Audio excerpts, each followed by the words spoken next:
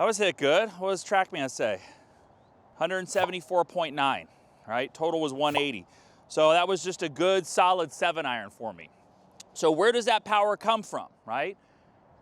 It comes from the ground, it comes from our lower body. So if you're lacking in power, you feel like your friends kind of hit the ball farther than you feel kind of disconnected from your lower half, I've got something that's great that'll show you what I call wrecking ball power, okay?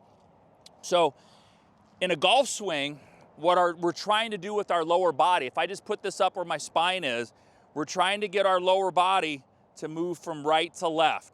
So imagine if I had a wrecking ball hanging from the bottom of that shaft. So it goes trail knee, lead knee, trail knee, lead knee. Where most of my power is coming from, and great players alike, it's coming from their ability to move their lower body in that fashion. So you can train it and learn it. I've got a 10-pound kettlebell, normally 10 to 12 to maybe 15 if you're on the stronger side. We grip it underneath, and here's my wrecking ball. I grip the ground with my feet so I'm nice and athletic and ready to move, and then we start to swing it from side to side. Right leg, left leg. You notice my head is not moving, it's staying perfectly still. Okay, from down the line when I do it, you notice my rear is gonna stay right up against the glass. I'm actively moving my legs, my left ankle's rolling, right is banking and rolling, my pressure is shifting from side to side, my head is not moving at all. That's where we get power from. That's really what really kind of magnifies the power up through the chain and out through the club, okay? Our hands and arms are just transmitting that power because they're nice, supple, and relaxed. So one other variation when you get that kettlebell, right? Once you've done a few swings like this and like this, you could even start to kind of grab a little rope, string, strap, and just get the sensation here of moving your lower body to move your hands, arms, and shoulders. And then I'm doing nothing but focusing right at that kettlebell or right at my imaginary ball. My head's not moving at all. But this is a lot more how the golf swing moves.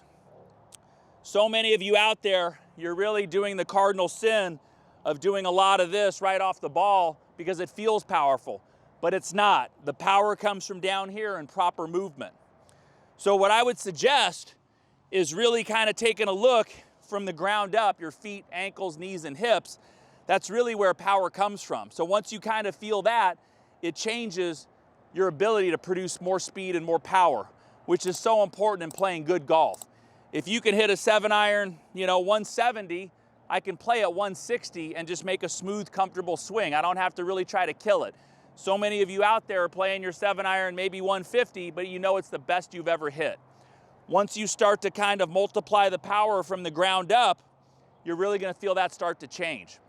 So I just did a big teaching series on this called Stay Down, right? Because really the root cause of people standing up through the ball and not dealing with all this power that's coming from the club, they do it by reacting and standing up because it's a very powerful movement, but that's kind of one of the root flaws of why people can't stay down through the shot. They're not actually harnessing the power that's in their glutes, their pelvis, their core, and the big muscles of the thighs and the hamstrings. That's really what we want to do to stay down through the shot. So we've had a really good feedback with it. People have really been kind of kicking old habits, breaking some scoring barriers. So a lot of good testimonials have come out already about just being able to truly learn how to use your lower body. Once you do that, some of all these extraneous things that you're fighting, they just magically go away. But I really think it's something that's been missed in modern golf instruction. We need to be able to move correctly and not change this as we're hitting the ball. I'd say it's probably 85 to 90% of the golfers out there are guilty of doing that. Don't let it be you. Check it out. It's still going down below. You'll see a link down below.